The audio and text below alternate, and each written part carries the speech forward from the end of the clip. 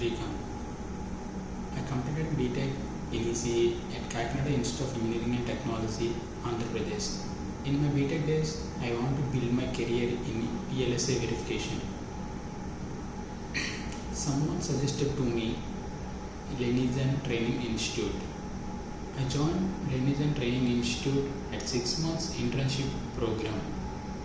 In the training institute, they provide good knowledge about Verilog, System Verilog and UVM.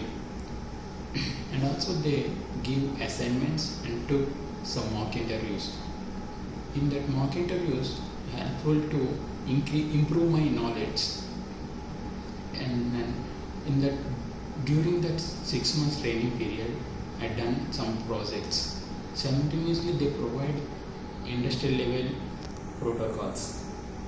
And then finally, crack my interview in Asiczen Technology Private Limited. Now I am digital design engineer in Asiczen Technologies. If anyone interested in this field, I want to suggest it to these Learnyzen training institutions. Thank you.